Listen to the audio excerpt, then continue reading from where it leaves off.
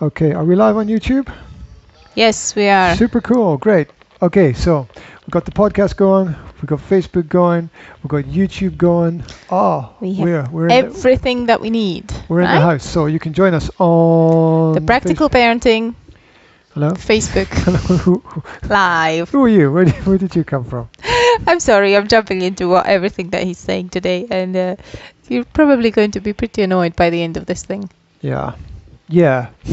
Let's just get that out of the way right now. Sorry. Yes. Sorry. Okay. Right. You're joining us for Practical Parenting with Charlie Brown in the background. We have to turn him down a bit. Put him down. Put him down. He's terrible. Put him down a bit Turn more. him down a bit. That's it. I have to turn him down a bit. Yes. I turned him. Turn him down. Okay, cool. Good. What's going on? I noticed you had a bit of makeup on today. I had a little bit of makeup on yesterday as well. Yeah, I didn't notice yesterday. See? Wait, you had makeup on yesterday when we did the live video. Yes. Okay. I put a little bit of eyelash thingy. You put on makeup. We did yesterday's one at 8 o'clock in the morning. Yes. You put makeup on? Okay. Yes. It's like brushing your teeth, doing the eyelash thingy. I see these people in the swimming pool. Women yes. with makeup on in the swimming pool. I've seen that before as well. Do you know what you didn't see yesterday that I saw? What? Right. A panda. Swimming in the pool. It was selective focus, right? You were focusing on all the kids, right? Yeah. Meanwhile, there was a panda swimming across the pool that nobody saw. That wouldn't surprise me at all. Except me. So what did I miss Selective yesterday? Focus management. Just before I tell you what you missed yesterday, if you're joining us in the video streams, you're going to get all these visual cues and references. You'll see us sitting in front of the bookshelf. If you're on the podcast, then you might miss a few of the visual clues. So we'll try to be as descriptive as we... Wait a minute. Descriptive? Descriptive. Doesn't D mean not? And scriptive would be the creation of a script, right? That's from description. Description is scribe, as writing. Not written. No, it's not. The D here doesn't mean not. No? What is it? It's like write about, right? What is it? Describe. No? Mm-hmm. I don't know. Maybe. There's a mad stormtrooper in the background making noises. So, okay. Yes, what did you see in the freaking swimming pool? Yeah, I also wanted to one more point for the people online is that we're doing directly into the Facebook. So if you're on YouTube and we're not looking at you, it's because the camera's off to the side. I will look at you sometimes just so that you don't feel, left out. Too distant and left out. Yes. Okay. So there were these two kids in the little pool. Yes. And one of them dived into the little pool, which is about, it's about 10 inches of water, right? And and cut themselves. I don't know if it was their nose or their lip or whatever. Now, it was obvious Where was I? You were in the sauna. Yeah, you were in the other deeper, bigger pool. Mm-hmm. And it was obvious one of the kids was normal and the other Mm-hmm. kids had some kind of learning difficulty. You wouldn't know if they were just walking past, but Mm-hmm. it was kind of clear that there was a problem there. Mm-hmm. So it was the kid with the sort of learning difficulty that had injured themselves, Mm-hmm. right? And there was blood like Mm-hmm. coming down the front of their face. So Mm-hmm. the kids were, I don't know, 5, 6 years old maybe, Mm-hmm. right? And so the one was helping the other one, saw the blood and was like, come on, let's get out of the water and let's go and get that cleaned up. And the mother came over and She just washed it off with the pool water. She took her hand and cleaned all the blood off of her child's face and then went to the kids' pool and washed her hands in the kids' pool. She washed the blood off her hands in the children's pool. And I was sitting there like, do I say something? And then I was, because our kids were playing in the kids' pool at this point. So our kids were playing in the blood that this mother had washed off her kids. And I was thinking, do I say something to her, or is she too far gone already that she's doing this, that saying anything is not going to have any effect at all. And I made this decision that to say nothing, because I decided that if she's the kind of person who thinks that putting blood into the children's pool is a good thing, then obviously a sane and sensible conversation is pointless. I don't know. What do you think? What's your opinion about that? Well, my opinion that it was obviously a very unlucky solution of the problem to wash her hands in the kids' unlucky. pool. I mean, I wouldn't. luck is based on Unlucky. chance, right? She Unlucky. I mean, it wasn't a good idea. I wouldn't do that. You wouldn't do that, right? People who stop and think about these things wouldn't do that. But we don't know why she didn't stop and think about this, right? So who knows? Usually, I know some parents with autistic children. You said that he had some kind of learning difficulty. Sorry. And I know that the kid, not the mother, although that's questionable as well. And I know that it can be extremely challenging to take care of this type of kids. Okay. Therefore, I'm kind of, maybe more forgiving. You're more because how can you forgive someone for putting blood into the kid's pool? How do you forgive someone for? I mean, okay, you move on from it, but it's not a good thing. It's not a good thing. No, it's not a good thing. And you forgive someone for. And anyone knows that it's not a good thing if you just think about it. Is it something that the person should be forgiven for? It's something that it doesn't strike me as something that they need to be forgiven for. I don't know. It strikes me as something that they need to be where it needs to be pointed out. Aware of. Yeah. That what kind of person thinks it's okay to put blood into the kids' pool?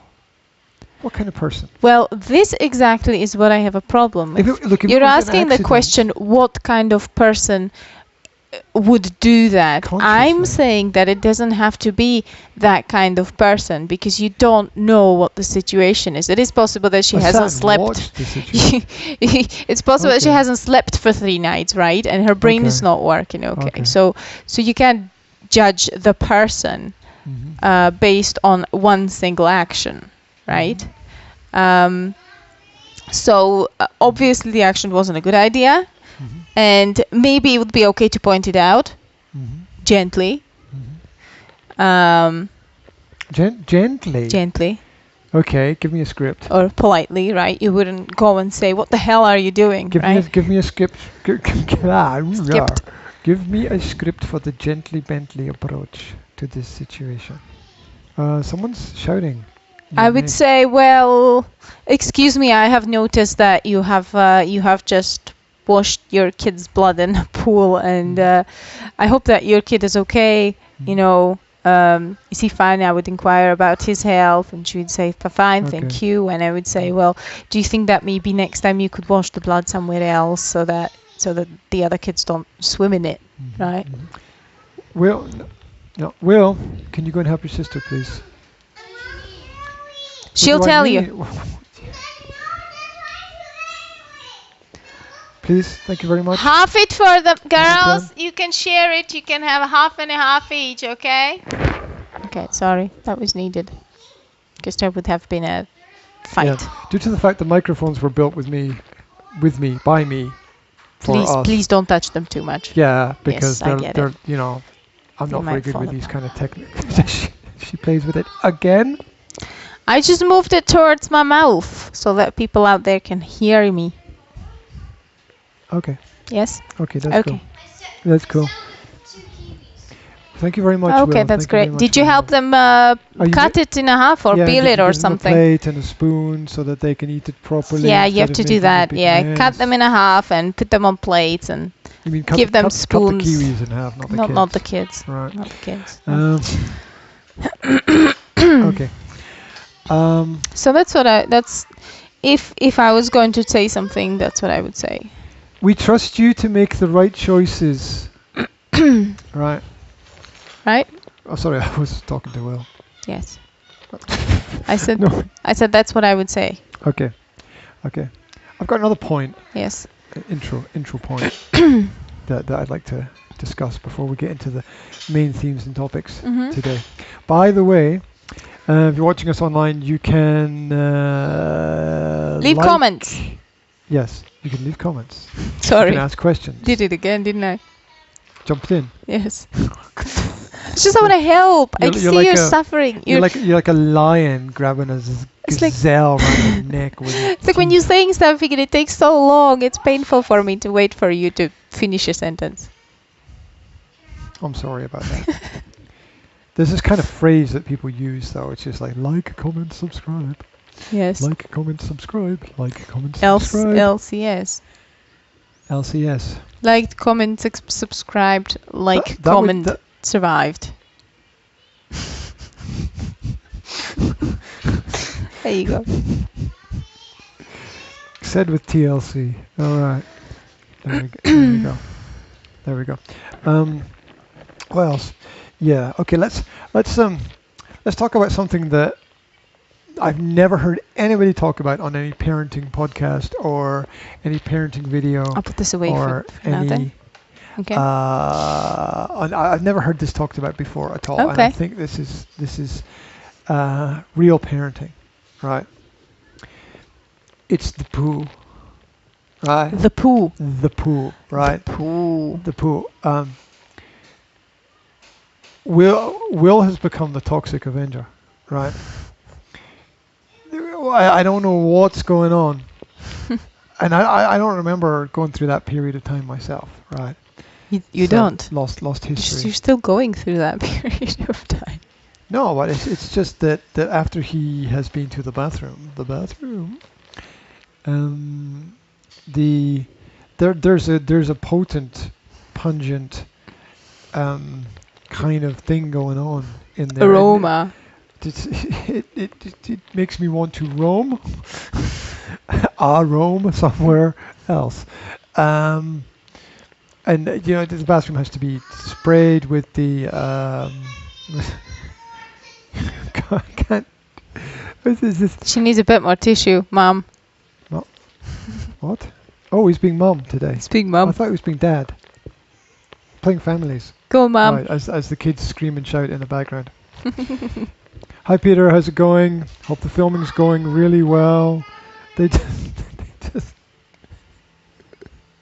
I love the way they shout out with energy. I don't think there's 30. You could set a stopwatch on 30 seconds, right?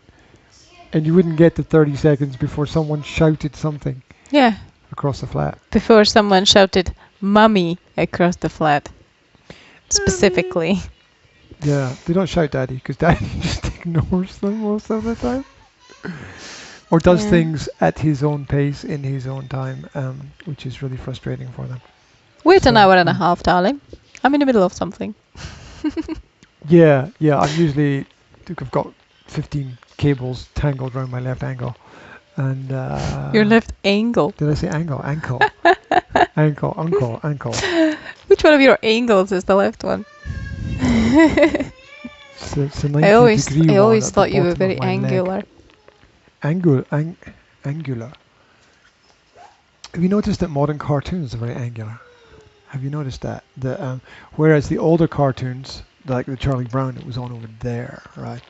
They're all rounded shapes and soft shapes, but the modern cartoons are really, really jagged and angular. Like the cartoon characters are almost like explosions. Have you noticed that Slovak language doesn't have the word angular?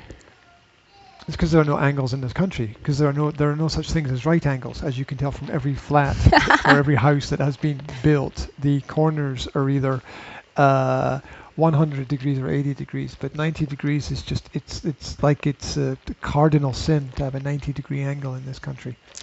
Yep. Look at the clock tower in town, right? The Leaning Pisa. The Leaning Tower of Pisa. The Leaning Clock Tower of Bistrica has the advantage, right? Eventually they'll just fall over and nobody will do anything. People just walk around. It would probably fall over if they took off that. Somebody told me that they wanted to remove that little ice cream shop that was on the side of the tower, but they couldn't because it would topple over. They're probably just making fun, but I would believe that. The ice cream shop that's holding up the tower. Yeah. Oh my God. Yeah. I think that was just a joke. Sorry. Well, yes. Your child needs something. Well, your sisters need something, and you've broken the rule that you promised to keep. So your child needs something. You have to go take care of her daddy. Well, I was trying to do the same thing as you with my hand on the video, but I couldn't. You've got the wrong hand, man. Ah. Story of my life. But, right, so the poo, yes, it's like 10 things they don't tell you about parenting. The poo would be number one. That you will spend half of your life wiping somebody else's ass, and another half of your life trying to remove the smell from the bathroom. Yeah. We don't wipe Will's butt anymore. It was kind of crazy today. We had to do it for a very long time, didn't we? I made him clean the toilet after going to the toilet, right? Today. And he's doing it again. He's just trying as hard as possible to distract us by waving his arms up and down in the background. Will, no, I don't know what's going on, but I trust you to make the right decisions. Please do not jump up and down behind the cameras and wave your arms like that. You want to watch another movie? You're distracting us, Will. You can't because we're in here, Will. You have to wait as normal. Okay, Will, can you please go to your room or go to the front room? Because standing behind the camera, jumping up and down, waving your arms, it's just unacceptable. Yes, darling. I'm sorry. We have limits. Okay? You agreed with us at the beginning to not talk during our presentation, and you've broken that rule. So could you? There's lots of things that we you can do play them after we're finished. Okay. Right? There's lots of things that you can do right now. Can you go and play? Well, you're still standing there, and. Okay, darling, but after we're finished, can you go and play in your room now? Until we finish. Go and play families with Will. Because you've broken the rules. We had an agreement at or the something beginning, else. And you've broken your end of the agreement. Okay. So there we go. It's very important to keep your word.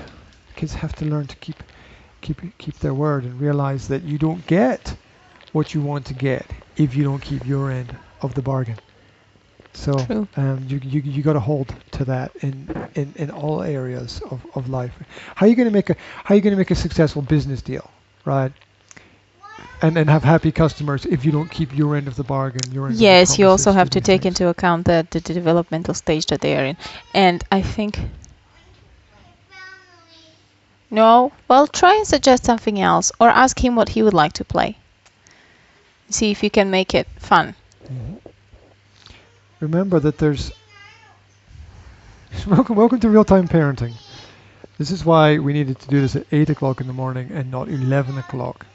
We need to do it while the kids are asleep, right? I mean, it's good to try this at different times of the day. Like the evening, we're tired. Listen, why don't you talk about the poop while I go and sort out the situation very quickly? Because I finished talking about it. You did? I presented the situation. I wanted your opinion. Is that all? I'm not gonna. Is that all? Yeah, because I don't want to talk about it for a long period of time because I don't find it a very nice topic to discuss. But I think it's something that should be discussed. I don't enjoy the discussion and the imagery and everything created by it, but I think it's something that's real. People are. I've seen all these other podcasts out there where people are talking about management strategies with your children and behaviorism and all these things, and not one of them is talking about. Behaviorism is a horrible thing to use in parenting. It's like you choose the worst ism to use in parenting. Well, we talked about childism in the last one. And I didn't like that term. Yeah. I don't like the whole concept of childism. Just the isms. The isms are not good, but yeah, I hate prisms. If it calls, if it offers a name for something. Cubism is horrible as well. You know, if it offers a name for something, then why not use it? Communism is pretty dangerous. Socialism hasn't worked. Stop it. Stop it. Stop it. So yeah, behaviorism. I've got the ugly mug, and I don't mean my face. He's being funny today. The flowery cup. I hate the flowery cup. Even you have the girls' cup, and I have the boys' cup. Is that big enough? Is that a big enough cup? You could swim in that. You could keep goldfish in that cup. I couldn't. It's so big. I couldn't swim in that. What are you talking about? Time for a drink. What are you drinking? Coffee. I've got tea.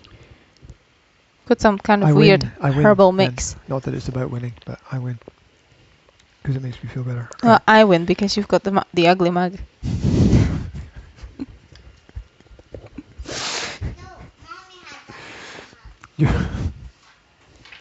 Your glasses make you look like a mad scientist.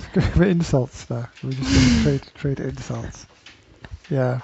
I am a mad scientist. Why do the lenses need to be so big? It's like because I had 2 windows. I had glasses like you do, and I hated them. I couldn't stand them because every time I looked down, I couldn't see anything because I was looking under my glasses, and every time I looked up, I couldn't see anything because I was looking over my glasses. Why don't you just wear a giant goldfish ball on your head? Then? That would be perfect. or like diving goggles. With a little bit to cover your nose as well, then you wouldn't have to smell. I particularly went for. Oh, sorry, Mike. I particularly went for glasses that would go under and a little bit over. Girls, can you read the book together, please? Jazzy, I think. Jazzy, you pulled it out of Zora's hand. Yeah, look at it together. Put it on the floor and both sit down together, and Zora can explain to you how to read the words. Zora. Can you tell Jasmine the story about Gruffalo's ween? That's the Gruffalo's That's going to sound really bad in some languages and in some countries, I'm quite sure. Is it? How's your ween? Right. Smashing. Okay. I told you the Scottish accent was going to come back after watching Hamish Macbeth. Yes. For the last 3 nights. Robert Carlyle is the man, though. He is the man. He is the man. What an amazing actor. He's such a painful character, though. He's like he's troubled, isn't he? He's troubled. It's like you feel kind of embarrassed for him. Yeah, you do. You're drawn in by his vulnerability. Yes. And he plays on that very well. He knows. He's the kind of film character that you wanna smack and shake. I think we should have like a Hamish Macbeth night. No. We should have a Robert Carlyle season, and we should watch some of his. Yes, that's a good idea. Yes, let's have a Robert Carlyle season. Like we had seasons before that we talked about with. We had lots of seasons. We did the Glee thing. We did the actor marathons, right? All films by an actor. We did the classical guy with the teeth name, Elvis Presley. Zora, if you helped your sister with the book, she wouldn't be using it as a trampoline right now. Okay, so you're making the problem bigger by not helping. Guys, you need to read it together. Yeah. Try to turn the pages normally. whatever that means. Try to do it like that. Okay. Yeah, we had every Elvis Presley time and Frank Sinatra time and stuff like that. So Presley, we did Robert Sinatra, Carlyle. we did Errol Flynn, we did Gene Kelly, John Wayne. We did John Wayne, why did I choose all males? I did suggest Audrey Hepburn, and you went. We did a little bit of Audrey Hepburn. We did a little bit of the other woman as well. Grace Kelly, because there's quite. What's her name? Grace Kelly is in Jodie Garland. We did Judy Garland. Judy Garland. We should do Grace Kelly though, because I noticed that Grace Kelly is in one musical with Bing Crosby. Mm-hmm. That we didn't finish watching, which looked really good because it was kind of dramatic. And then I noticed that she was also in Gaslighting Oh, was she? The original movie, which we wanted to watch, which we talked about the other day, and there must be a lot of other.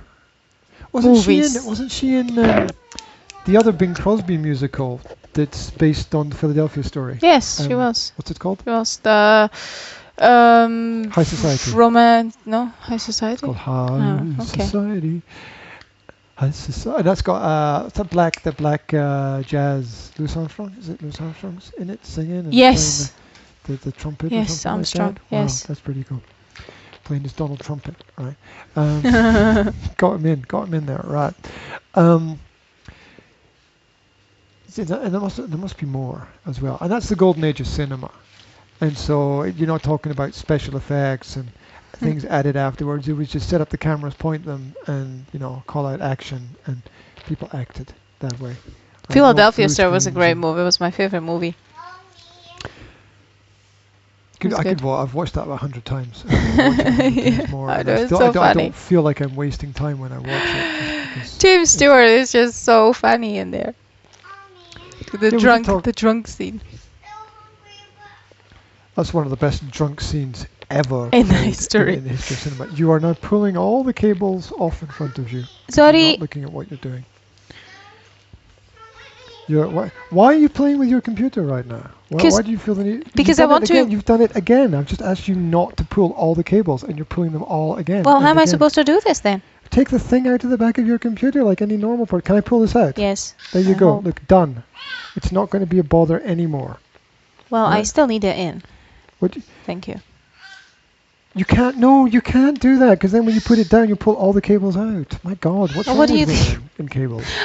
What is it with women in cables? Why can't they? Women be more like men, Professor Higgins. Oh, the one rule for doing these casts is that you can't pull on all the cables because they were all built by me and I'm not a technician. I know, but I'm worried that it's gonna turn itself off if I leave it like this for too long. Look, check the. Look, do you want some help with this? Would you like me to help you? Would you like me to solve this problem for you, so that you're not pulling all the cables out of all the systems and we lose all the broadcasts? Yes, please. Okay. Do the man thing. Okay. Right. Okay. It's stuck. Okay. There we go. Down and off. Okay. This cable, I'm going to move right here. This lifetime management and problem solving. Okay. Well, this is what I suggested in the first place, and you said, "Oh, who cares?" Well, you didn't tell me you were going to not play with all the cables. Do you know? I have one rule. I have one rule and only one rule. That's it. Is this going to be okay? Yes. If I plug it in here. The rule is that you don't mess around with the cables during the broadcast, and you can't seem to keep that rule. Whatever you do, you seem to be pulling them or playing with them or fiddling with them or trying to unplug them. How about we get wireless headsets? Oh, how about you pay for it? How about you pay for getting wireless headsets? How about you set up a wireless system? How about that? I mean, what is it? Women seem to think they click their fingers and, I don't know, airplane tickets appear, or they click their fingers. Well, that's why and the sun comes out. They click their fingers. Can you stop talking? And Can you stop talking? The fridge becomes full. Can you stop talking? That's why I asked it as a question, because I don't know if it's technically possible. What, to click your fingers and have things magically appear? It's not possible. To set up a system with magic only exists in films. Sorry. No, hairless shut up. Headsets. What? Hairless? What? I just finished my word. What? I don't know if it's possible to set up a system with wireless headsets. That's why I formulated it as a question. How are you going to connect wireless headsets to 3 different computer systems? Is it possible or not? It's not. Okay, thank you for the answer. You can set up wireless headsets, as I have done through my Skype system for my clients, to one computer system, but you can't set it up to any more, because you run the risk of too many problems. Because if there is a problem, you don't know where it is, right? And you have to be able to test all the elements of things. Okay, well, can we talk about parenting now? You can't stop it, can you? You just did it again. You pulled the cables again. As you were speaking there, you grabbed your hand around the back and pulled the cables again. It's the one thing you're not allowed to do during the Can we talk about parenting now? Please. Do you want to talk about cables or headsets? Well, you derailed the conversation about the POO. And that's not the prison officers organization. What's a POO? What? What's a POO? Poo. Oh. Did I? What? Yes, it's all your fault. Don't you know that? Everything is your fault. The reason why the sun is not shining today is your fault. The reason why the moon is not made of cheese is your fault. I'm sorry, I forgot. Sometimes I forget that. Sorry. It's a default position. Silly me. The default position is it's all your fault. Silly me. I'm not gaslighting at all. I'm just going to go now. Don't take anything I say seriously. Why do we say take it literally when we mean seriously? Why do we say that? I don't know. It's your language. It doesn't make any sense to me. That doesn't make any sense to me at all. Why don't you go and grab a roštěk? Darling, there are bananas in the fridge. And roštěk's on the bench. Because the flies were attacking them. Do you want a banana from the fridge? There's an apple in the fridge as well. I put an apple in the fridge because the flies, after they finish attacking the bananas, attack the apples. And roštěk's on the bench. Yeah. I noticed that earlier Jazzy was using a roštěk to clean her face. Of course. It contains vitamin B, and vitamin B is good for your skin. Anyway, so is sunlight. So yesterday we started to talk about a certain article that I found on the internet. We're not going to finish this. Okay, we're moving on. On the blog that is called Happiness is Here. That's good. I like the way that you reference where it comes from. It was... My coffee stain looks like a dinosaur. It's a coffee stain. I was wondering. And the article was called The Mainstream Parenting Myths We Need to Forget. And we went through 5 of them yesterday. And I have number 6 here, which kind of sums up some of the points that we talked about yesterday if you were here. If not, then you can still find us on G's Facebook or on YouTube, and you can just go back to it and watch it again. It's there forever. Isn't that great? It is. I'm going to regret everything that I've said for the last month. It's the rest of my life. It's there forever until we decide that it's not a good idea for it to stay there. Right? No, I think it's good because I'm all about transparency, right? Mm-hmm. Even when I get things wrong, I'm still about transparency. I want to be 100% transparent about everything I do. I don't want there to be any thing. I can see through you. Gotta get yourself right. That's the lyric from the song. Gotta get yourself connected. See the writings on the wall. Okay, Mr. Cellophane. So number 6 from the article about the myths. So this is a myth, parenting myth number 6. Shut up. What's the title of the article? I already said it. I'm not going to say it again. Oh, please, go on, please, just for me, because I missed it. Okay, I know, it's mainstream parenting myths that we need to forget. Yes. Okay. 12 of them. 12. And we're on the myth number 6, and that is children need routine.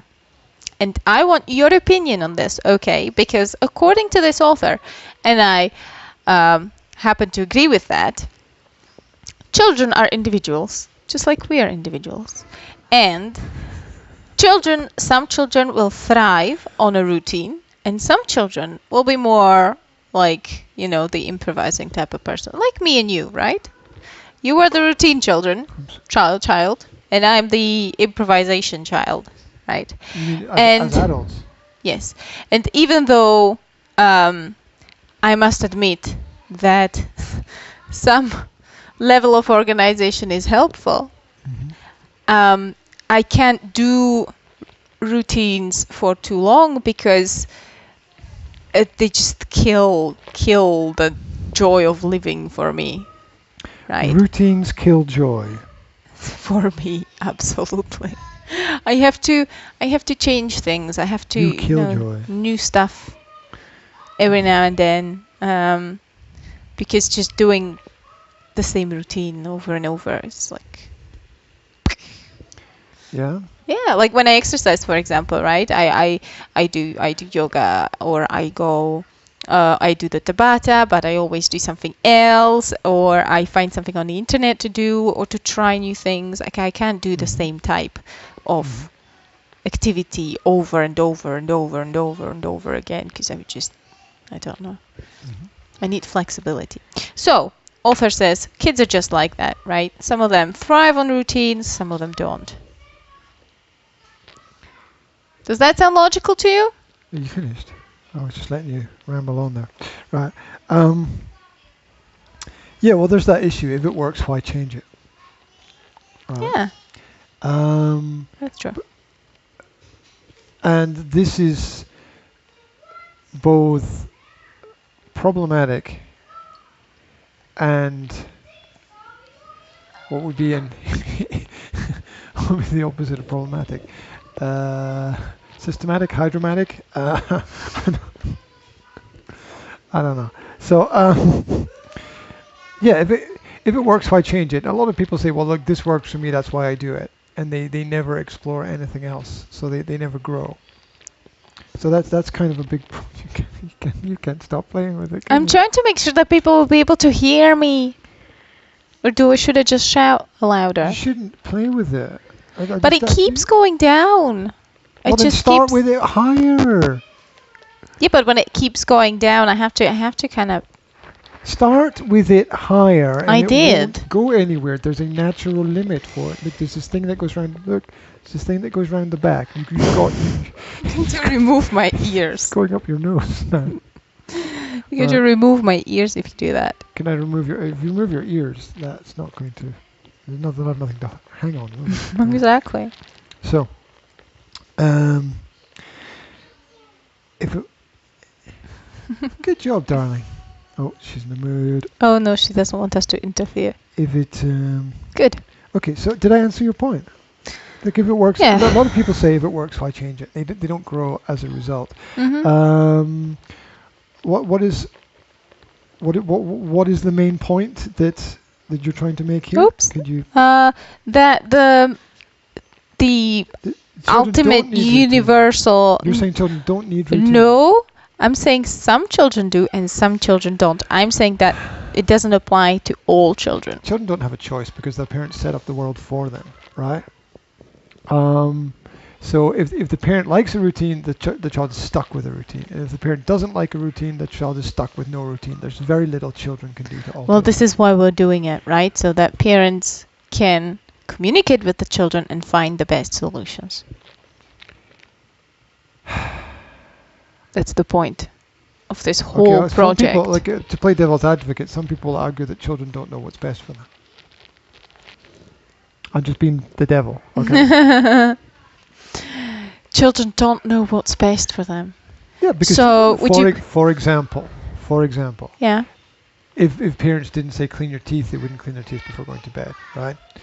They wouldn't wash their hands after playing outside or having a meal or something like that, right? Well, of course, children need some sort of guidance to stay safe, right? Like a missile. But that doesn't mean that they have to be stuck in a routine that they're not happy with. Right? I mean, you communicate. So you're saying structured and unstructured time should be included. Can you structure in unstructured time? Or is that a contradiction? Look, do our children have a bedtime routine at 7:30? Exactly the same steps. Read a book, brush your teeth, say your prayers, go to bed. No. They don't have that. Are they all right? They appear to be. Right.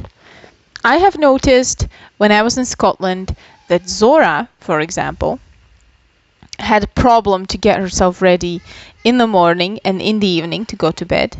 So I created a routine for her and she stuck to it for a time and it helped her to, get things moving in the morning and in the evening. So I offered a routine and it was good for her and it helped her back then. But the point is, you're flexible. That was what was needed then. It is not what is needed now. So that's the whole point, right? You're saying grow with your kids? Yes, I'm saying that there's no universal rule for all the children in the universe at all times. There's not? About routines. No. There's not? There's not. Oh my gosh. Number 7, another myth.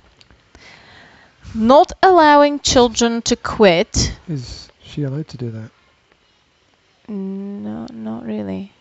She's doing that with a marker. She's doing the permanent marker in the Kids Basics English exercise book. Jasmine, can I give you a different pen? Or a pencil, darling, perhaps. Or a pencil. Yeah? Yeah, I know, but you can't erase it when you use it with that with that book, sweetie. I'm not sure if it's even worth trying to save what's there to save. No, because she'll freak. Okay, that's good. Let's just. I guess that one's gone. Okay. So, another myth. To make another one. Not allowing children to quit encourages commitment, right? Practical example. A child plays the violin because at some point they decided they would like to play the violin, but after a year and a half they find out that it's not something that they want to do anymore because they don't enjoy it anymore, so they decide to quit. And parents have two choices. I'm going to let them quit, or I'm going to force them to finish the course because they have made a commitment at the beginning and they have to finish it whatever happens, whether they like it or not. So, which solution do you agree with? Somebody is deliberately taking the sliding door in the kids' room and banging it as hard as possible against the wall. I can hear that. Would you like me to go and address the issue? Well, let's wait a couple of. Let's wait a minute and see what happens again. Okay. But Will has decided that he needs to get all of the attention right now and be as loud and as distracting as he can. I bet you it's not Will. I bet you Zora is lying on the beanbag doing that with her feet because I've seen her doing that before. Whatever it is, they're probably frustrating each other. Right. What's the question? What do you think? What is your opinion on the thing? About what? About what? You're not listening to me at all today. I can't have a conversation with you if you're not listening to what I'm saying. I'm listening very carefully. I was saying that when one kid over there who's doing something they shouldn't be doing, 2 kids over there doing something they shouldn't be doing, and we're probably doing something we shouldn't be doing as well. Yay! I was saying if a child makes a commitment at the beginning to attend a certain course and decide to quit halfway because it's not what they imagined or they don't enjoy doing it anymore, what do you think is the right thing to do? Let them quit or force them to keep going? Okay, there's a basic equation which is correct, which is that not quitting equals a commitment to something. However, children's lives are not black and white in terms of that element of commitment. And so if you don't let them quit, they don't learn anything that they would have learned from quitting. So what you're doing is you're preventing them from learning the consequences of their own actions in that kind of situation. So so if they decide they want to quit and you don't let them quit, they could actually learn more from quitting than actually staying doing the activity. For example, they could learn that maybe they're right to quit. They could learn that maybe they were wrong to quit and they want to go back to the activity. But you're not giving them that space to learn. You are telling them what the correct thing is to do in the learning process. So perhaps it should be clearly discussed, perhaps it should be negotiated, perhaps you should look at the incentives involved in this situation. Absolutely. I think you should look behind the action and see the reasons why they want to quit most of all, and then help them go through it. For example, I went to a ballet and I didn't want to continue in the ballet because the ballet school was too far away, and I had to walk 45 minutes to get there and then walk back 45 minutes to get home from there. You stopped ballet because you didn't want to walk there. That was a part of it. I also stopped because I was at the age where I could see that I wasn't good at it and I wasn't making any progress and I wasn't willing to put any hard work into it. But that was a large part of it because you weren't good at it. Because I would go to school in the morning, right? I would walk to school for 20 minutes in the morning. I would spend the whole day in school, and then I had to walk there after school, say, I don't know, 2 o'clock in the afternoon, already, exhausted from school. To the ballet lesson, and then do that, and then walk home. And by the time I got home, it would be about 5 o'clock in the afternoon, and I'd just be dead on my feet. Right?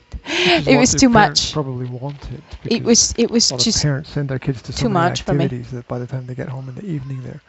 So I decided to try the guitar instead. Anyway, point that the author is making in the article is also to be considered, and that is that children, if you force them to go through with it because they made a commitment at the beginning, may end up being scared to make decisions and scared to make commitments in the future because they will feel that they don't have the option to quit or to change it if they don't like it. Right? Well, they won't start. You mean exactly. They won't start. They'll be too scared to start because they'll be like, well, what if I don't like it and I'm gonna be stuck in it. So it basically teaches children to be powerless, right? So you're taking power away from children by not allowing them to have their own experiences in quitting an activity. Yes, basically. Yes, you're teaching them that they have no power over what if the child just doesn't want to do situation if they don't like it? What if like you give all these selections to your children, like do these sports or do these music activities or join these clubs or do some art or whatever, and there is no child that doesn't want to do anything. A child that doesn't want to do anything does not exist. Okay? What do you mean he doesn't want to do anything? He's going to sit on a chair and look into the wall. What about those early teenage years, right? Right. Where the children often. Are you telling me that that the child would have like no hobby whatsoever? No, I'm just curious about experiences that I've heard from parents who say, "Oh, my son doesn't want to do anything at the moment." Anything. I've got a couple of very specific examples in my mind from clients that I can't talk about. Does he just like stand in the void and stares in front of him? No, it doesn't want to do anything that the parents suggest. Well, then don't suggest freaking anything and ask the child, right? Yeah, but you ask a child and the child says there's nothing that they want to do. That's the response you get from the child. There's nothing that they want to do. And then the child says they don't want to do anything, but then if you give them a little space, what they want to do is they want to just hang out with their friends. Friends, question mark, of course. They want to hang out with their friends. So they don't want to do anything else. They just want to hang out with their friends, question mark. Well, let them hang out with their friends. Well, that's kind of what I suggested. I suggested let it, monitor it, but let it go wherever it's going. Yeah. It ought to run its natural course. Let your children understand what you think about what they're doing, what your opinion is, but don't dictate to them what they have to do. You can say, it's like, you can say, I don't like this film, but if you want to watch it, you can watch it, right? So, I mean, that's a simple analogy, but they have to go through those. You can't experience something for somebody else. Teenagers are not kids anymore, right? There's I mean, truth in that. Teenagers are perfectly capable of logical thinking, right? I mean, girls used to become teachers at the age of 14 in the past, right? Really? That's what they said in the horrible histories, and I believe them. Yes. Is that true? Absolutely, yeah. Girls used to become teachers at the age of 14. Yeah, you just went to school, and then you wanted to be a teacher, then you started teaching kids and you wanted to be a teacher because that's all you never knew, because all you did was spend all your time in school. It's cool. No anything else existed. There you go. And if you were a woman, you didn't really have much choice, right? Because women were either teachers or nothing, or sitting at home and taking care of the household, that right? ties into my female, doesn't it? Yeah. The feminism of education. Not that anyway, that's a negative thing, of course. Children used to go out to become apprentices, age of 12, 13, right? Yes, the apprenticeships was at the initiation to adulthood, which was between the ages of 12 and 13. Remember, teenagers didn't exist pre-World War II. Teenagers, it is a concept that's just, I think the concept itself exists because they are still treated like kids. Because teenagers don't have the social status that they should have, and that is an apprentice, an adult person who is learning, but should have much more responsibility than they have. I mean, my child doesn't want to do anything. Well, it's a common. A lot of parents experience that. I mean, I guarantee you that anyone who finds or listens to the podcast, right, or any of the streams will have had that experience if they have I understand, and I don't have a teenager, so I'm not going to judge whether that's okay or not okay, or why it's happening even, because I don't know why it's happening, okay? It's probably happening because they're so bored at school, maybe it's because they're always being told what to do at school at all times, and at home sometimes as well. So that they're not always being told what to do, they're also told what not to do. Yeah, exactly. So suddenly when they're not told what to do, they just don't know what to do with themselves. They just know that this is not what I want, but I have no idea what I do want because I've never been given the freedom to decide what I do want, right? So I don't know. I mean, when I was a teenager, and I wanted something. I wanted to hang out with my friends. At first, I had to make money to be able to do that, right? I mean, where does he get his money to hang out with his friends? He gets it from his parents. Well, there you go. Just look, son, you're freaking 16 years old. You can go and make your own money, right? And that'll give him something to do. And maybe... That doesn't work. You can't just say to kids, okay, go make money. You can't. Yes, you can. What are they going to do? They're just going to sit in their room and just wonder about what you said. You can't just make money. If you could just click your fingers and make money, everybody would be making lots of it. It's not that simple. Well, I made money when I was a kid. I sold newspapers. I stood on a parking lot and took out the parking tickets. I sold ice cream. I sold popcorn. I did all different kind of things to get some money so that I can hang out with my friends. And what it gave me was I learned what I didn't want to do. Right? I learned, okay, this is how some people can make money, but I want to study something because this is not what I want to do, for a living. Okay? I've realized that my status here doing this is because I can't do anything else.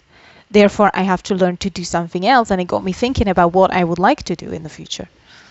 At least that's one of the learning points that I kind of have with my clients, is that if you find something and you don't like it, and you don't like doing it, it doesn't bring you any joy or any pleasure in terms of an occupation, go in the opposite direction.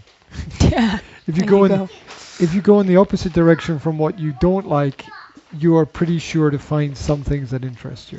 Also, I think a good thing to do is to take your child's hobbies seriously, right? Because you can't say, well, you're just playing a computer game. That's nothing. You have to go and take a piano license because that's something, right? Well, I mean, who says what's nothing and what's something, right?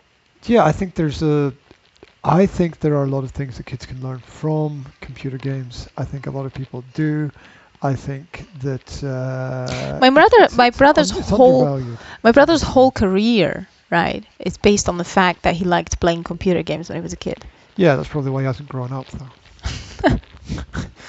Sorry, mate, but you don't think he's going to be watching this? I know he's not going to find this, but anyway, but I don't care, because you're allowed to criticize people. I'm sorry, you are allowed to criticize people. So yeah, they're not doing nothing. They're doing something. So try to find some value in that, right? And try to get them thinking about the future. Well, look, computer games are specifically designed to key into the reward and incentive-based human psychology. Yes. And if you understand that, then you pretty much understand how most of the world works. Yes. And that's there's so much you can learn from that basic principle. That if you provide rewards and incentives, then people are naturally guided in. Naturally, of course, it would be unnaturally guided in certain directions. Again, I'm not saying this is a good thing.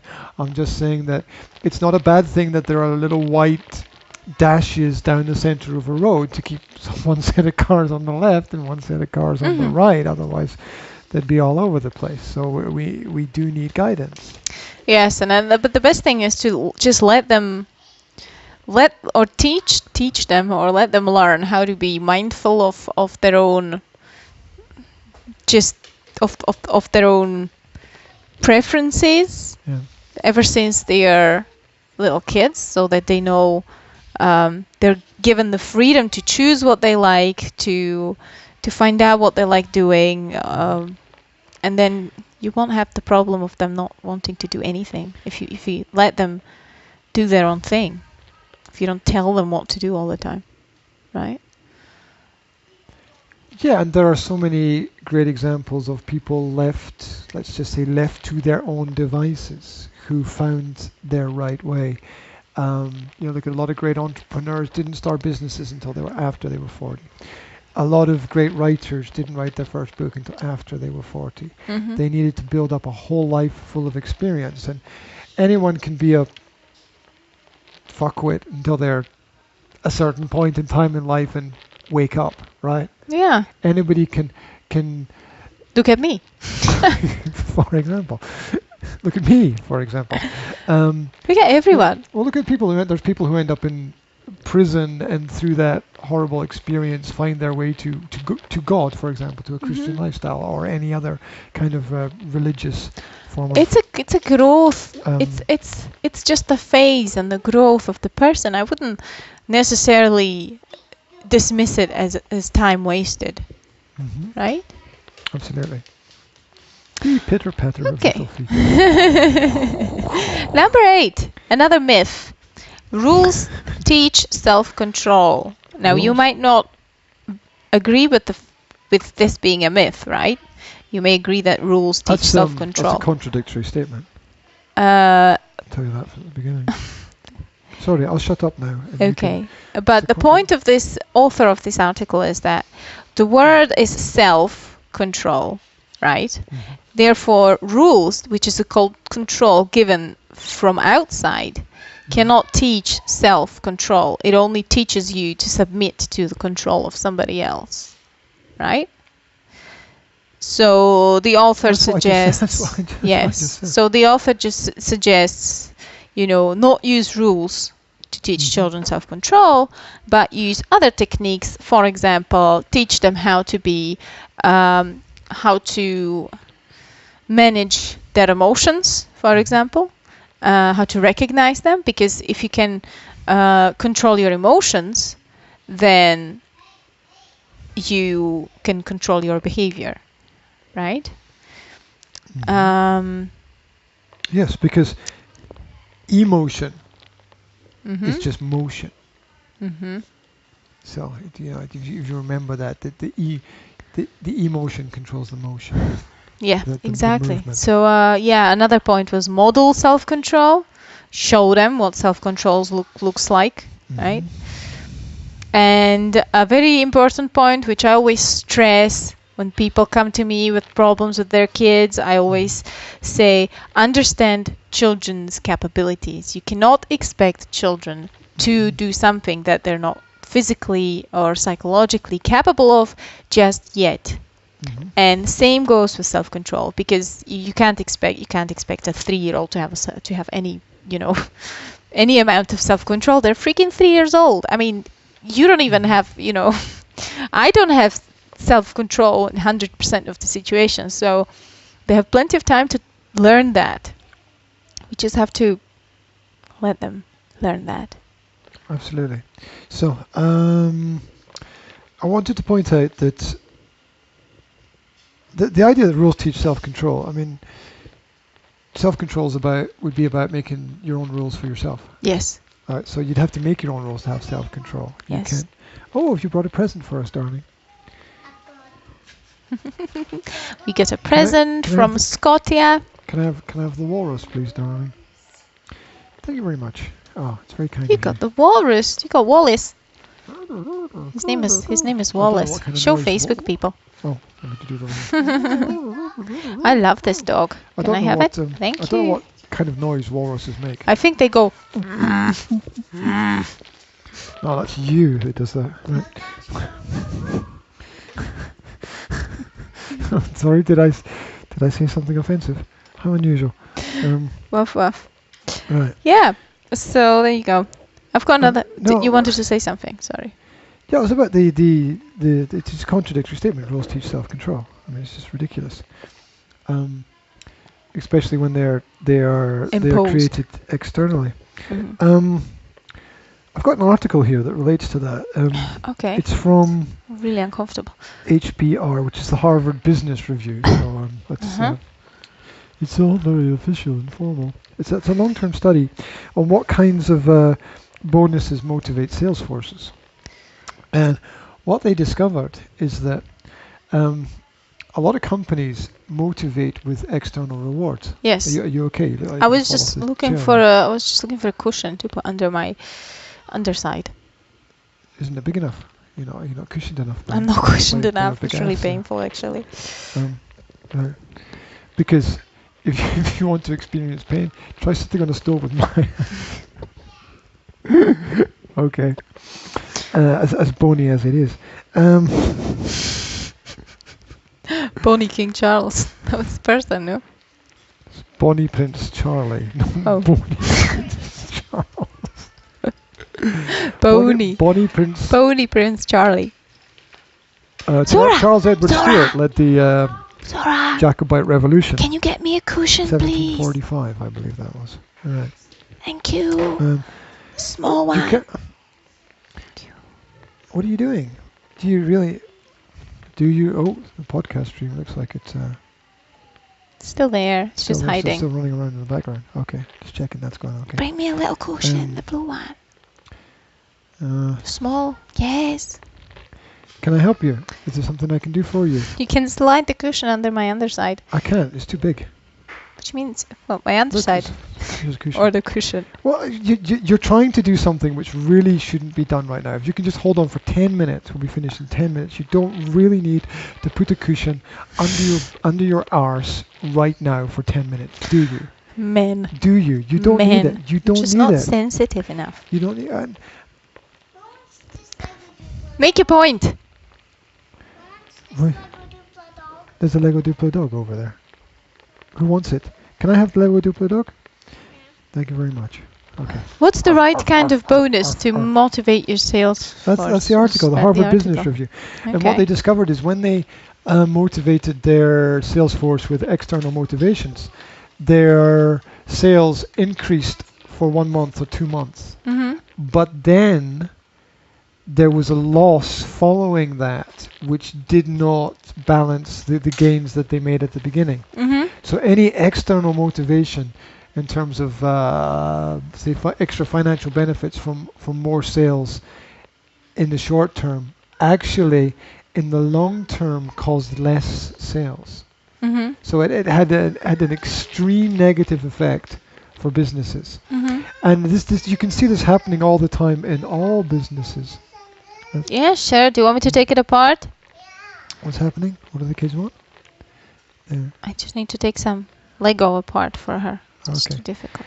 Okay, so what you see happening with almost all sales forces in business is that they have peaks and increases, and then that's followed by very slow and steady decline, which then causes basically panic after 6 months to 1 year as people run around trying to make up their losses. They don't realize that when they have the short-term external benefits, that that they're shooting themselves in the foot in the long term. We still need to find it, darling. That's why so many people lose their jobs. That's why sales are so variable at different times of the year. Sure. And people don't realize that it's caused by the focusing external on motivation. yes, focus on extrinsic motivation. Well, what would be the way to go? To give them some kind of a cause? Yes. Yes, that would be the way to go. To realize what sparks their interest, what interests them about their job and their position in sales, and if they're not interested by any of those things, they shouldn't be doing that job anyway. Mm-hmm. So, so it's understanding the people. Yeah. Yeah. Okay, take it. Can we get Will to help her over there, or is she going to be okay? I don't know. Stuff by herself. I don't like those I don't know answers, but Will. If you sit down, we'll get Will to help you with it. Will, could you come and help us for a moment, please? So when we actually need something, he ignores us. Okay, no. She needs a tablet of some sort. There's no tablet in the green case. I don't know where she's put it, but find a tablet for her so she can play, please. You know where it is. Help her down, Will. You can't just say, come on, like that. Darling, there's no tablet there. Will's going to give you one, okay? He knows where it is. Show her there's no tablet there, Will. She doesn't understand. Take it out and show her, Will, so that she can see it and she can understand. Look, there is no tablet. Don't explain. Show. There we go. She wants Zora's. Okay, give her Zora's.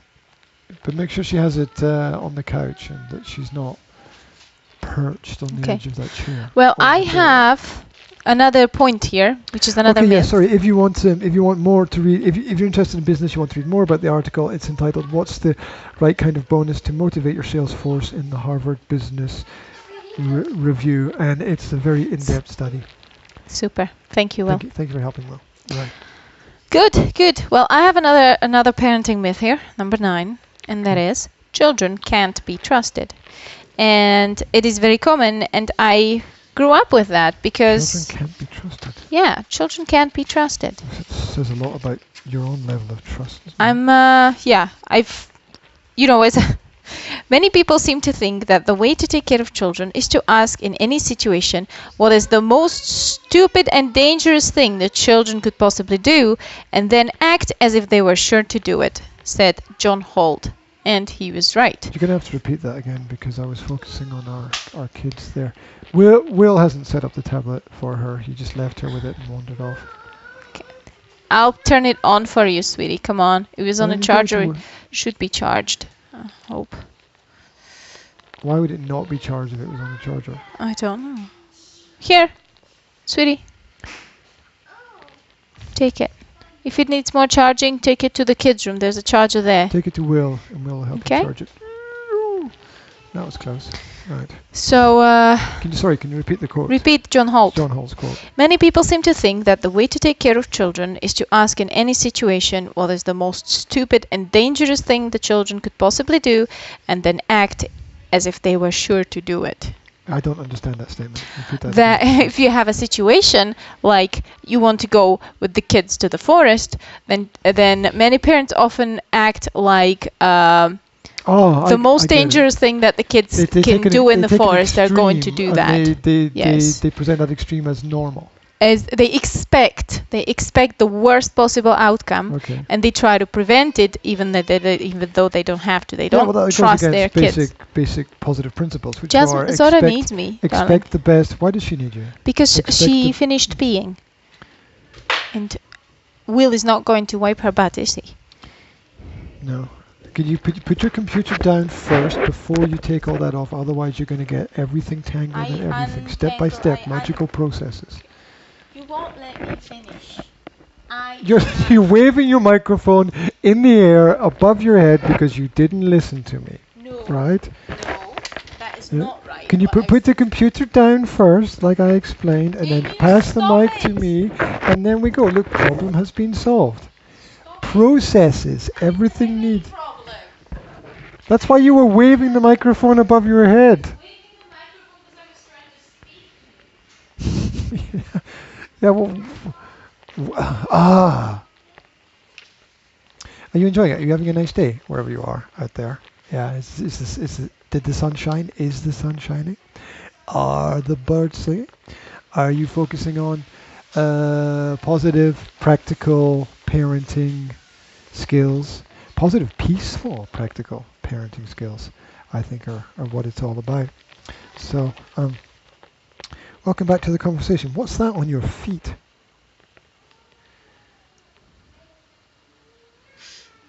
Can you focus? I'm focused on your feet. You're like... Well, no, what is that? What is that on your feet? What have you put on your feet? Socks. Won't believe this. Are they socks? I've put socks on my feet. But they're kind of special socks. No? I haven't seen those before. You're like those dogs in that movie. Remember the movie Up? No.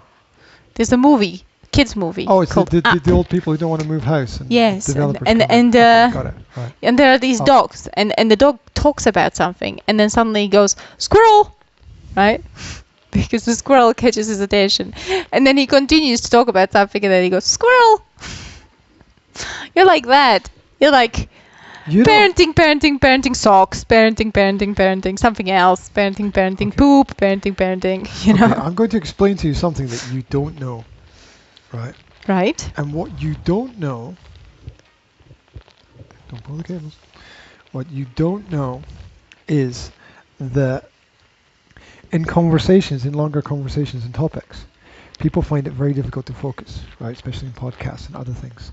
So bringing in these ideas actually sparks the brain to refocus on what's going on. Yeah. So I'm not bringing in these ideas because I'm not focused. I'm bringing these ideas to capture the attention of people who are listening. It's a strategy which has been proven to work. But it's extremely difficult for me to focus on something. If you just go on about the same topic in the same way all the way through, people go to sleep, right? They go to sleep. So you've got to inject it. You know that's why modern films are kind of, a lot of them are so boring, because they've got these formulaic ways in which they have to present things every 30 seconds in order to keep people's attention. So that's what makes them boring. That's what makes them formulaic. See, I've got you here to counter that, because if I was doing this all myself, it would just sound schizophrenic. But I'm counterbalancing your presentation skills and also derailing you at the same time. Exactly. I had it extremely hard to focus on anything that makes sense when you do that. Especially with kids running around. Right. I'm used to the kids running around. You keep getting distracted. Expect the best, prepare for the worst. Expect the best, prepare for the worst. It's basically the best, prepare for the worst. It's basically the good old, don't run, you're gonna fall, right? Don't climb the tree, you're gonna fall out the tree, kind of thing. Exactly. It's the same kind of thing. That looks perfect, darling. You just have to trust. You put it on. You just have to trust your kids to I mean, you want to keep them safe, you want to stay safe, you want to keep your hand underneath them when they climb, but just keep your hand underneath them when they climb. Don't tell them not to climb, right? Yeah, I agree with that. Just sorting out the YouTube stream over here. Yeah. So, because what that creates, what we talked about yesterday, is the kids don't trust themselves. If we don't trust them, they won't trust themselves. They have to be allowed to make mistakes to a certain extent. Yes. To a certain extent. Yeah. So, absolutely. Okay. Yeah. People often imagine the worst. Don't imagine the worst. Expect the best. Yes. That's what we're saying. Yes, and don't. Yes, but he's saying that, but he's not doing that. Yes, we're all trying. That's the difference. We're all trying. Don't suspect that your children are lying in any situation either. That's also a very bad thing. Don't suspect it, obviously. Don't tell them that, right? Don't ask questions like, is this true? Right? Or are you sure this is how it happened? Isn't that what teachers do when there's a problem? They're like, is this true? I don't know. Did this happen? My mom is a teacher, and she was always exposed to a lot of fibbing, right? Fibbing, oh, that's a great word. But she would then treat all the kids, including us, suspecting that we're fibbing. Here come right? the balloons. She would always go into the conversation like, is what they're saying really true? Yeah, sometimes your kids are gonna fib, and when they do it the first time, it'll be obvious, right? But there's nothing behind my back. Just don't go into the conversation with, okay, he's probably going to lie right now, and I have to make sure that he's not lying. You don't have to make sure he's not lying. You just have to listen, right? Yeah, well, listening will provide you with all the information that you need. And the question is the answer. Forced sharing promotes generosity and good social skills. Again, we've got the force there. They've added like one word. Take away the word forced, right? And you get sharing promotes generosity and good social skills. Yeah. Which is true, but it has to be real, intrinsically based sharing. Yes. Yeah. Because do you know what the worst parenting phrase to use ever? The worst parenting phrase to ever use is you have to share. You have to share. You have to share. It's the worst thing you can say to your kids. You have to share, because have to is externally motivated force, and sharing is an intrinsically based activity, and so that it just creates conflict in the child's mind. And you know what's funny? It's impulse. You're asking the child to do something which is impossible. Again, modeling sharing. We're all caught in the language trap. Yeah, modeling sharing again is the way to go. I mean, I model, I show, and I talk about what I'm doing, right? I've got something, I've got a roshchik, and I'm gonna say, oh, look, there's 3 of us, so let's cut it into 3 parts, and each of us will have a part, and then we will all be happy, right? And the kids will pick it up just like that. I mean, I have an experience that the younger the kid is, the more likely they are to share. Now, I'm not talking about there is a period of time in a child's development around the age of 1.5 years old when they feel really strongly about ownership, about having things, right? And they're going to have these funny, they're going to have this funny behavior where they're going to pick up all the toys and try to hold it all at the same time, and their arms saying mine, right? And that's okay, and that's normal, and that's kind of, discovering the territorial and the ownership and that. But all in all, when it comes to doing things like sharing a piece of chocolate, say, or something, I have the experience that the little kids would do that naturally because they saw it happening before, right? So Zora would come over and she would just say, okay, piece for you, piece for you, piece for you, there we go. And when it comes to taking turns, that's more difficult. It's a great point that real sharing is natural. Yeah. It doesn't have to be induced. It doesn't have to be enforced. Yeah. Yes. Excuse me, Will. Why are you waving your arms like a manic person behind the camera here? Do a message. Good. Could you wait 5 minutes until we finish the podcast? We're almost finished. Please, could you go to your room for 5 minutes instead of standing behind the camera waving your arms at me? Because it's 5 minutes. It's just a little bit too distracting. Thank you. So taking turns is more difficult for children because that includes patience, and then includes some kind of time notion in their head, they have to realize they don't know what it means 5 minutes. They don't know what it means a little while, okay? Yeah, it could mean anything. To wait 5 minutes. I'm very aware that my 5 minutes becomes 10 He knows. minutes. He's old enough and he knows what 5 minutes means. But when you tell a 3-year-old to wait 5 minutes, she has no idea what you're talking about, right? If you tell her wait a little while, 5 minutes and 3 weeks for a 3-year-old. Exactly. If you tell her to wait a little while, that may be extremely long for her, because last time you told her to wait a little while, it actually took you 1 hour, right? Because that can happen sometimes. So she doesn't know. So she's going to panic if she needs to take turns. And that has to be trained. But when it comes to sharing something like food or, then I think they naturally do that if you don't enforce it. If you do enforce it, they're going to feel resentment and not do it. A point that you made was ownership issues, right? So our youngest has this, it's mine. Yeah. It's mine. Is this the kind of ownership issue that we're talking about here? Yes. She's 2.5, right? Yes. And she thinks that everything is hers. And I was talking about a little bit younger age, because she already has the cognitive capability to understand when I tell her it's not yours, it's for everybody. She understands that. And she knows that, right? She says, in the background. When she says it's mine, she doesn't actually think it's hers. She's just trying to say, I want to play with it right now. Right? Okay. And if I tell her it's for everybody and we should take turns, she understands that and she says, okay, right? So that's not exactly it. I'm talking about slightly younger children, around 1.5 years. Okay. When they actually really just can't let go of anything because they're like, it's mine, and if you take it away from me, I'm going to die, kind of feeling. Okay, that's cool.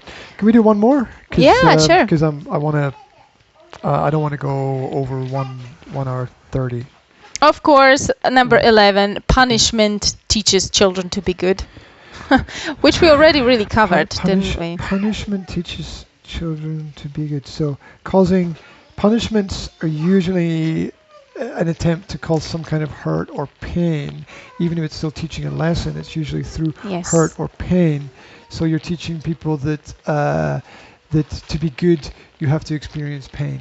And this is not a good idea. It can be said that children are not cognitively developed enough to separate those ideas within their own mind. Perhaps as an adult, you can parse the information and the concepts and the ideas, but children are still developing. They're still learning. They're still growing. They're going to be making a lot of mistakes, and the same way that parents should be still growing as well. And making a lot of mistakes. We've made some as well. Yeah, if you can, lots of them actually. Isn't it that old saying that if you're not making mistakes, you're not doing anything? You're not learning. Yeah. Well, it's not that you're not learning. It's that you're not doing anything. You're not actually doing anything. Yeah, this is Slovak saying. One of my clients, I made a mistake with a meeting time with one of my clients a couple of years ago. Yeah. And I felt terrible about it, and I said, I'm really, really, really sorry. And they responded by saying, look, if you're not doing anything, you won't make any mistakes. You're not making any. Kto nic nie robi, nic nie pokazi. Yeah, that's the saying. As the Slovaks say. So, that's that made me feel better. That made me instantly feel better because I was feeling really bad, and I was like, okay, they understand. Yes. They understand. If you do things when you're busy and there's a lot of things happening. Yes.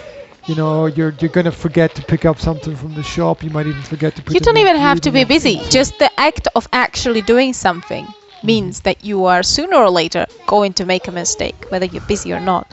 Just because you're actually doing something, right? So, yeah. So no, children won't be good because you punish them. Children don't need punishment to become good people. That's a myth, right? A lot of people are scared not to punish their children because they're worried that if their children don't have strict discipline, they're going to end up being bad people, going to prison, stealing, or whatever. Here's the point. If you're punishing children, then childhood becomes a prison. Because that's what prisons do. Prisons punish people for their actions. And if you're punishing people for their actions, then you're nothing better than a prison warden or a prison guard. I think this is actually one of the arguments that people who punish their children use.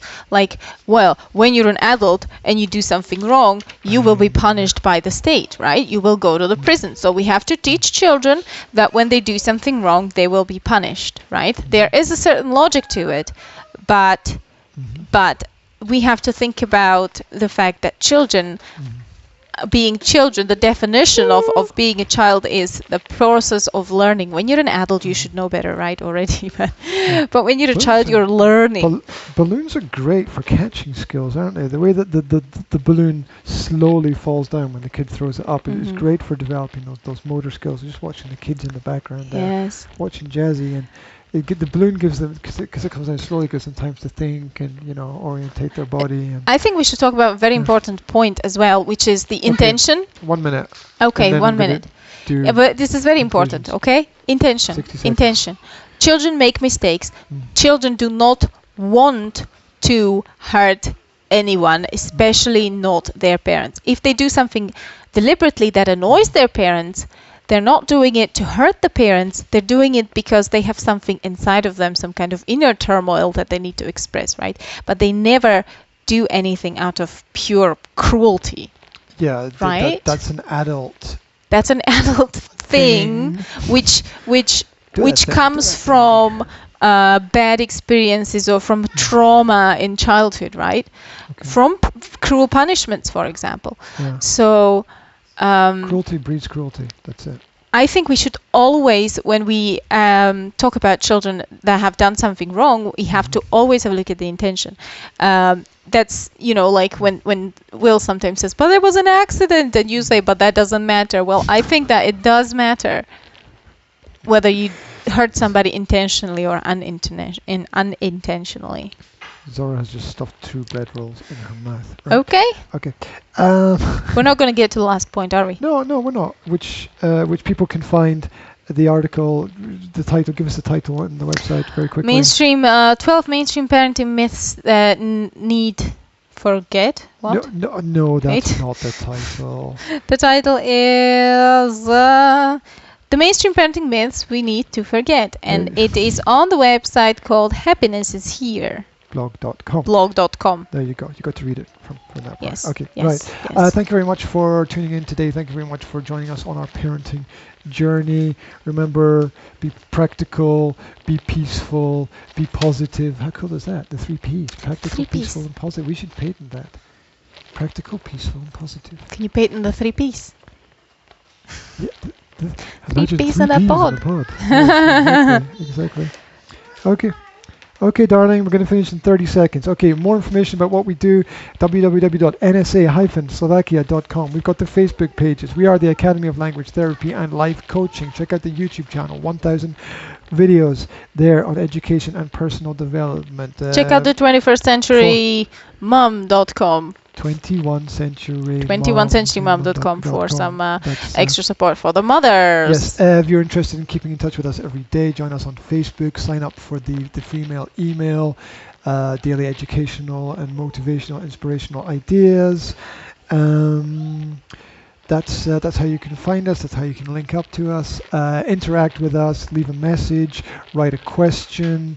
Leave a link to a story or an article. Leave a link to your own articles. If you write something, then leave a link to that. That would be. We want to hear from you. We want to connect. Peoples. We want to connect. So, thank you very much for paying attention. Thank you very much for tuning in. And we're going to shut down the streams one by one. How did we do this last time? Did we do the podcast first? I have no idea. Okay, we're going to shut down the podcast first. So thank you very much for listening to the podcast, guys. Say bye to the podcast. Bye. Bye. Bye-bye.